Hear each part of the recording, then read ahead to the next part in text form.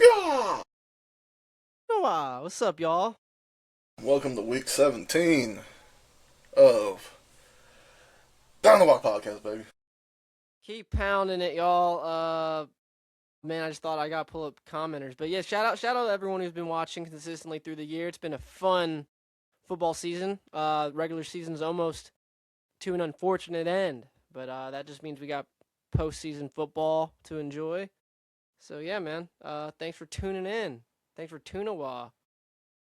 Right? Thanks for tuna-wahing in. That was fucking stupid. But Uh, yeah, man. I got a comment. Mark Ramey said Phil Rivers built like an ostrich. It's funny. It's relatively accurate if you really think about it. A little grimy, but accurate. But yeah, y'all. Happy holidays to you and yours. Merry Christmas. All that good stuff. Regular season is coming to an end, but playoff football is right around the corner, and that's the most exciting time of the year, in my opinion. Yeah, teams are still alive. I mean, this last week that just happened finally solidified some playoff berths, I guess you could say. Dive into Week 16, talk about some Colts football, talk about some Chargers football. Also, I guess last week's episode was right before that Rams Seahawks game. That was awesome. That was one of the best regular season games that I can think of in a long time. That was really exciting. I think it was 38-37. Seahawks came through with the victory. That was awesome. Shout out Matt. Sorry, Antonio, who's a Rams fan who watches sometimes. Yeah, that was awesome.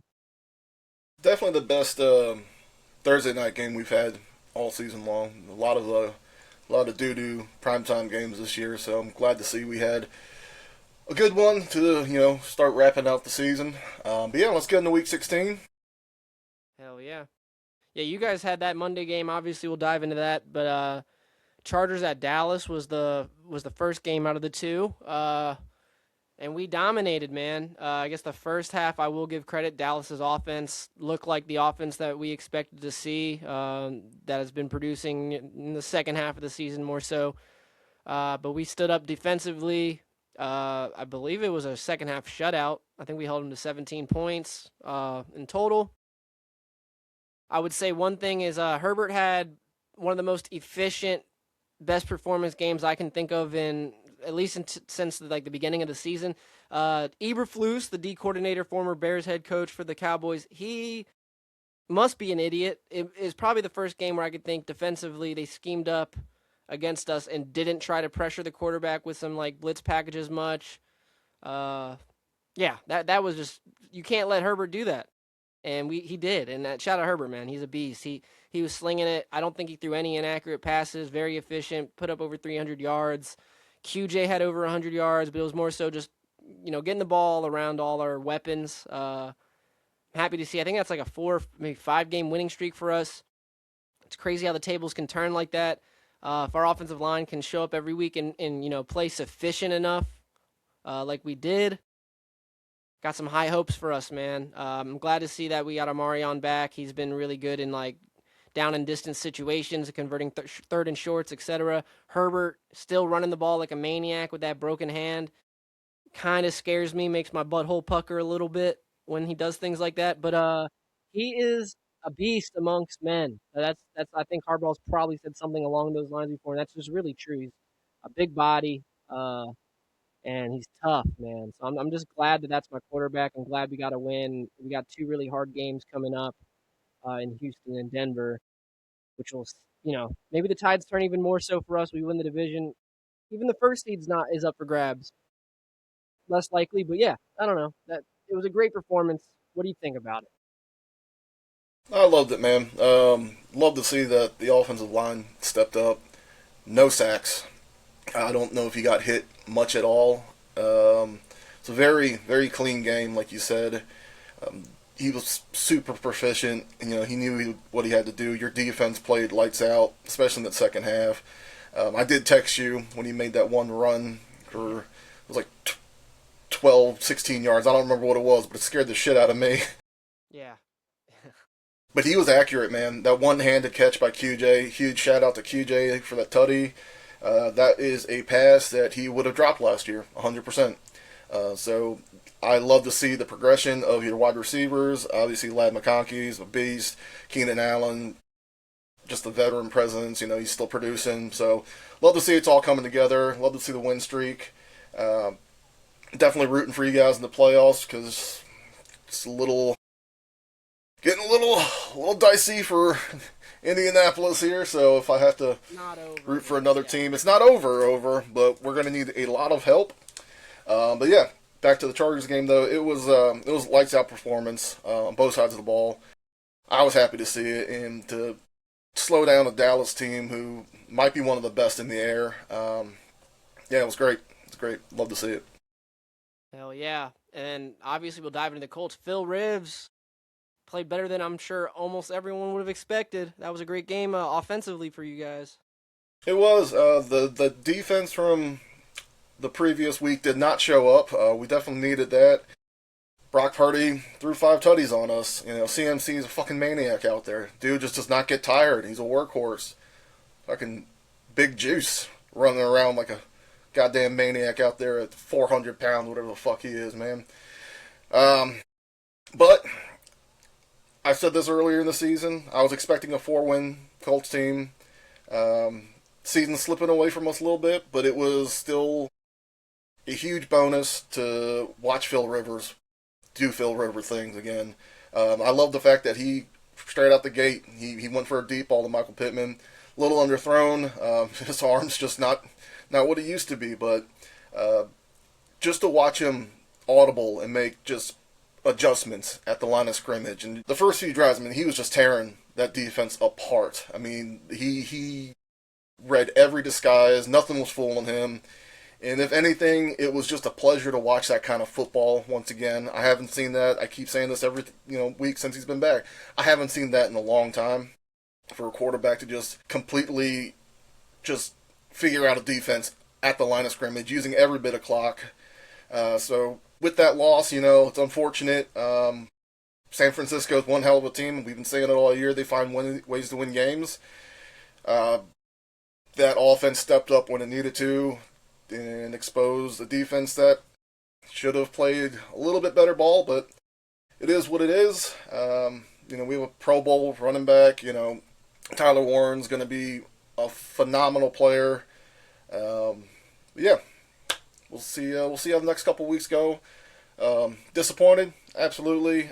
Have I enjoyed the Indianapolis Colts season thus far? Of course, it's been a ride, man. If anything, there's been drama, there's been ups and downs. So, I did read a stat though. It said that there were 16 games that would have helped the Indianapolis Colts' path forward, and every last one of them went the other way. Half of them, 8 of those games, where the underdog won the game. So that's just the kind of season we've had, man. A lot of ups, a lot of downs. Didn't get the help that we needed, but it is what it is. We have 2 more weeks of regular season football. Maybe we can get some additional help if you guys can do us a solid, this upcoming week. And if we win out, there's still hope. But yeah, Yeah, absolutely. You got like you said, you guys got Jacksonville and Houston for your next 2 games. So it's not literally like all in your hands. Things need to happen. But like you said, if you guys win out and we do what we got to do, that means Texans go 0-2, which I believe they're one of the wild card teams right now, 2 games ahead of you guys. Yeah, so that would be a big swing. That's what you guys are looking for. Jacksonville's hot right now. I'm still not fully sold on their consistency, but as of the last month and a half, Trevor Lawrence has been balling. That scheme has been working for him. Their defense has been working. But yeah, like Houston barely beat the Raiders this week, so I don't know. Every week's different. We'll see what happens. But yeah, like you said again, I just want to touch base on Philip Rivers. I want to talk about him as much as I can. I'm sure this is his last 2 games, right? Unless he makes the playoffs. It really is like an era thing. Like only him and Aaron Rodgers are the quarterbacks in this league that get on the line of scrimmage with 20 seconds to spare and eat up that entire clock. Not just to eat up the clock, but to completely mold the play. You know what I mean? Read the defense. Like to talk about Aaron Rodgers, that Kenneth Gainwell touchdown this week was, for one, an insane catch. I saw was mic'd up. He literally audible. He looked over again. Gainwell right next to him in shotgun and was like, motion out and run and go. And that was like play of the week. So things like that. That's exactly what Phillip Rivers was doing. Alec Pierce. It seems like him and Alec Pierce have this kind of great combo going together. So yeah, I'm excited to see Phil just ball out, man. Who knows? Maybe he'll come back next year and be a backup. I doubt it. Well, I mean, I think this is likely his last season. I mean, it's got to be, right? I mean, it's just I think it, his son's a junior in high school, so that even more so would mean he'd probably just go and coach his son to get him to a good college because he's like nationally top ranked quarterback. Yeah. he's Either up there. way, Phil's balling, man. Put up like 270, and if you're not going to get a win with Phillip Rivers, you may as well get a classic garbage time interception. That's just Phillip Rivers for you. He doesn't give a damn, or he doesn't give a darn.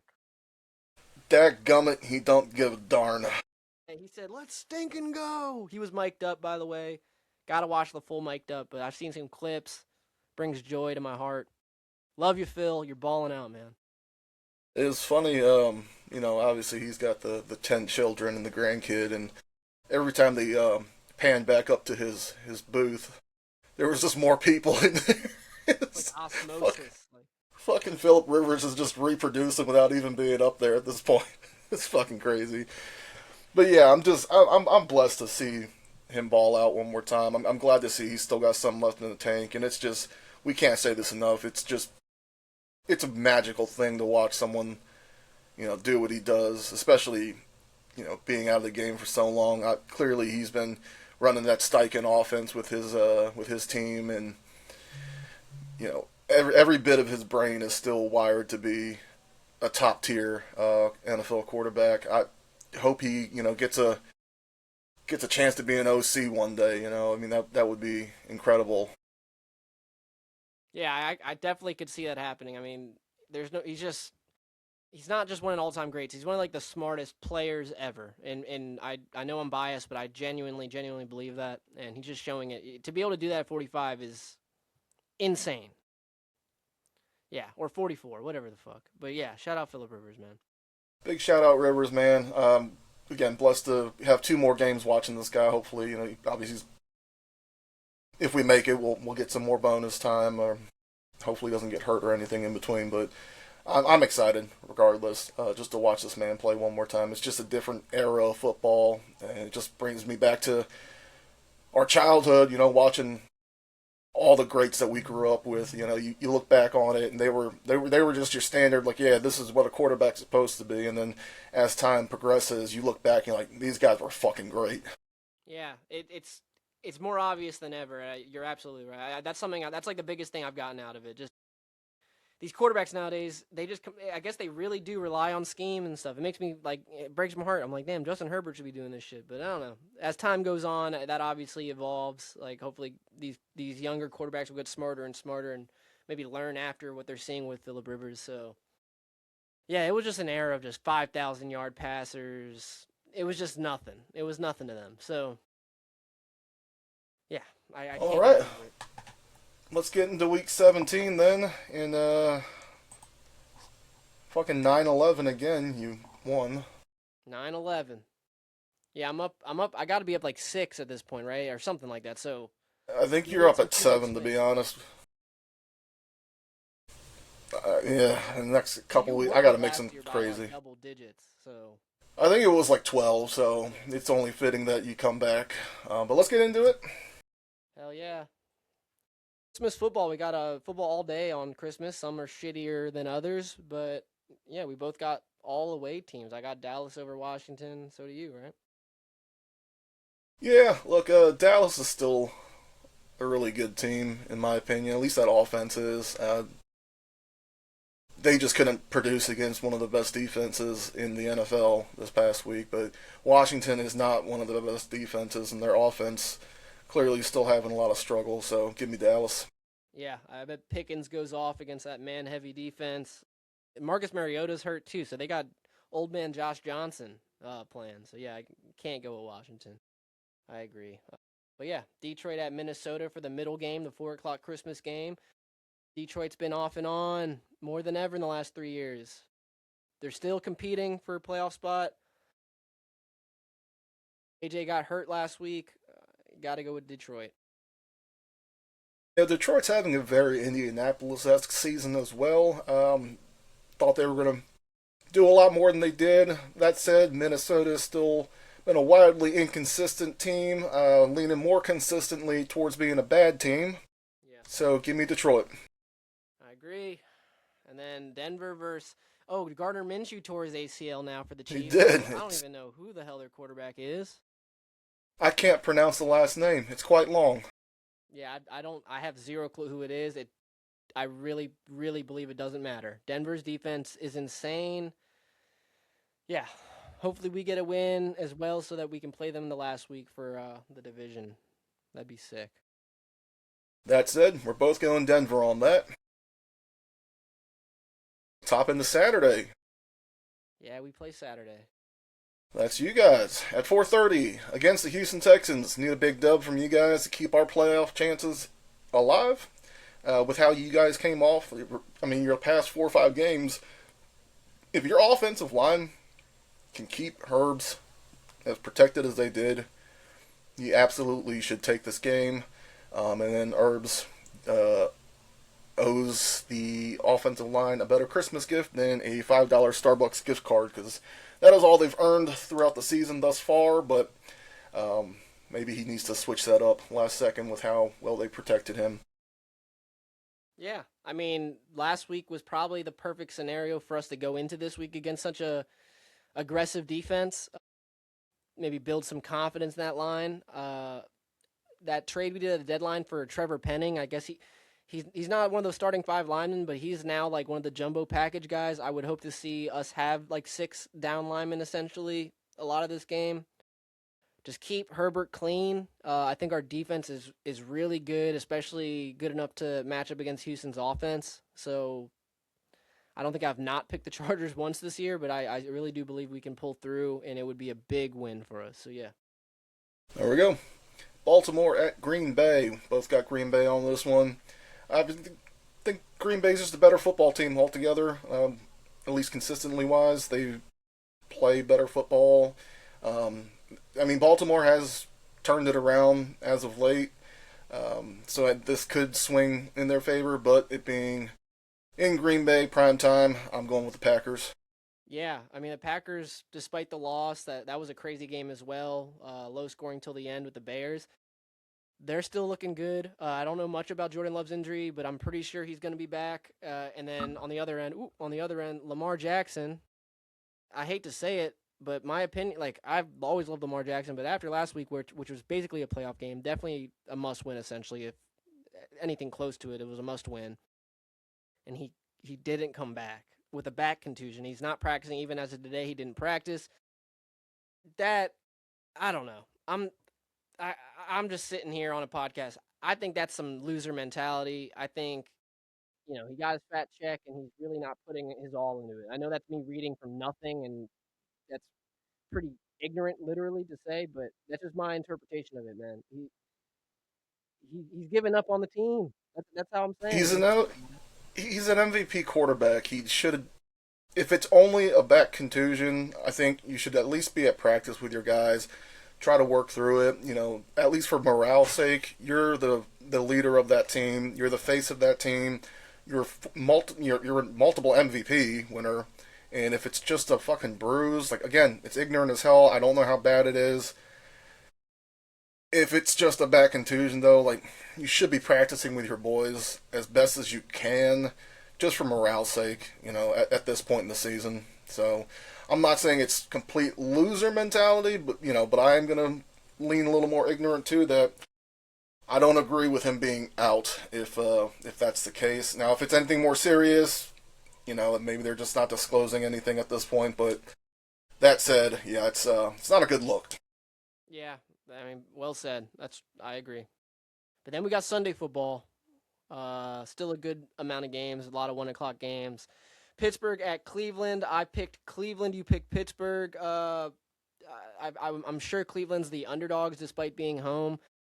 They competed last week. It's a gut feeling thing. I think Cleveland's defense comes out and balls. I think Myles Garrett gets his sack record. And if Baltimore does lose, I don't know exactly how it works, but it probably doesn't matter much for Pittsburgh. I'm sure they're still going to run their ones out there, etc. But yeah, I don't know. I just think Cleveland might pull through. I'm just seeing. I mean, I guess it's the same thing. It was more of a gut feeling. I just think that Pittsburgh just going to outpace Cleveland. As much as I want Shedeur Sanders and everyone to succeed and Cleveland to not be a dog shit team for one time in forever, I just see Pittsburgh taking this one. Yeah, I mean, Aaron's been hot. I was wrong about him being banged up. He still looks pretty healthy out there, so for sure. New Orleans, which is, not a bad team. At Tennessee, bad team. Coming off a KC win though. We both got New Orleans. Don't need to say much. I just think New Orleans is the better team. I think Cam Ward's insane and insane talent, but they just need to build around him. It might take a couple years. Just where I'm at with Tennessee. Yeah, that backup quarterback, what is it, Tyler Shuck or whatever? Yeah, he's a beast, dude. He's he's the best player on their team right now, and yeah, I think this week, as much shit as I've talked about New Orleans all season long, they were just a less crappy team between the two. Yeah, that's it. Not much else to go on. Big game here, Jacksonville at Indianapolis. As hot as Jacksonville's playing, Phil Rivers, that offense keeps getting better every week that he's out there, and I think this could be it. We can upset them, man. It's a home game, late in the season, a must win. I think Carly Ursay was pretty riled up about the was a 5-game losing streak we have right now. So hopefully the energy changes in that locker room and we don't disappoint the fans 3 days after Christmas. Yeah, I think it works out for you guys. I don't know. It's a divisional matchup, a hot Jacksonville team. I think your defense, either defense shows up or doesn't. I have a feeling they do. And Phil Rivers ran Colts offense last week looked pretty hot. And this is with Jonathan Taylor not necessarily having any of these breakout games as of late. So who knows with that? If you throw in a Jonathan Taylor 2 touchdown, 150-yard total yard game, if not more, I really think Indy would pull through. So yeah, that's how I'm feeling. With how the Indianapolis season's been going, it would only be poetic that we squeak by with some help and get Phil Rivers back into the fucking playoffs. Let's go. Oh yeah, I believe. Tampa Bay at Miami. Yeah, Tampa. Yeah. Tampa's been what a roller coaster of a season. We were talking about all that with the Colts and whatever, but yeah, Tampa, man, it's been unfortunate. But I still think it's been a tough season. I just still believe that they are a better team than Miami, especially with everything that's been going on down there. So yeah, give me the Bucks. Yeah, that'll make the All right. division a little more interesting for the last week. But yeah, Arizona at Cincy. We got a depressed Joe Burrow playing an Arizona team that's a little underwhelming. I would say pretty decent run defense, but Joe Burrow's lighting it up. He lit up last week, being sad and everything. So I can't knock that. I think they're gonna pull through and put up some big numbers again. Yeah, if that version of Joe Burrow shows up, they definitely have a better chance of winning the game. Maybe he got some cool Pokemon cards or something, cheered him up. But yeah, since he's just defense, I'm sorry, their offense is just a better matchup against AZ's defense, and Arizona struggles to get it going on offense. So give me the Bengals. Yes, sir. And then I would say the Jets are now to me the worst team in the league. I would take the Jets as the worst team over Tennessee, I guess, is what I'm saying. But yeah, because of that, and a hot New England team, I'm getting with the Patriots. Drake May, man, slinging it. Yep, 100% agree. Not much else to add on. Moving on. Seattle at Carolina. Carolina shocked some people. But Seattle is just a better team, in my opinion. And I don't think that's going to happen against the Seahawks. Yeah, with the NFC West the way it is, it's a big game for Seattle. So you can't sleep on the Panthers. They've been competing all year. Bryce Young looks good. But Seattle, man, I mean, there's a reason why they beat the Rams. That they are a great team. If Darnold stays efficient, doesn't throw too many picks, I see that happening. All right, Giants at Vegas. Two crummy teams. Giants a little less crummy than Vegas, even though they were semi-competitive last week. I don't see them repeating that though. Give me the Giants. Yeah, I can't go with. I don't even remember who their quarterback is. They're no longer with Geno. They benched Geno. Genti looked really good, had some flashes there, and the Giants' defense is definitely a defense they can exploit. But I'm going quarterback matchup here. I'm going with Dart, even though he had a pretty bad game as well. I'm going with Dart over the Raiders, baby. All right. Philadelphia Eagles at Buffalo Bills. Both going with Buffalo on this one. Philly, while they did clinch, right? I think they're locked in. Yeah, yeah. So I don't know. Do they rest people? Are they going to try their hardest? I don't know. Give me Buffalo, who's still fighting for the division. Yeah, and potential one seed, I think, still potentially. Yeah, and even if the Eagles come out, I don't know. My gut tells me Buffalo's a better team. This will be a big telling sign to see the difference between the two. But yeah, I stand by. I think Buffalo is they're the juggernauts. I mean, the AFC is very winnable, but if there's any team that you got to be scared of, it's still the Bills. All right, Chicago Bears at San Francisco 49ers, primetime Sunday. Both going with San Francisco. If that version of the 49ers shows up, don't get me wrong, Chicago's defense is solid, but 5 touchdowns, man, and then I mean they're just clicking right now. They're very competitive. So in Chicago, they've done a lot better the second half of the season. Everything's starting to make a little more sense for them, but I just think the 49ers outpaced them in this one. Yeah, I mean, Chicago's been in a lot of close matchups, a lot of them going their way. But Purdy, he's on fire. Kittle's on fire. McCaffrey's on fire. They're doing what they got to do with the, I guess you can say, a lackluster receiving room. I see them. I see them doing their thing. Chicago does force a lot of turnovers, but Purdy's playing efficient. So I gotta go with the Niners Sunday night. All right, we're going to cap it off with the LA Rams at Atlanta Falcons. Both going with the Rams on this one. They are just a dominant team. Atlanta, they struggle. They're inconsistent. They do show like big flashes here and there. That they do have remarkable playmakers, but it's just not on a consistent level.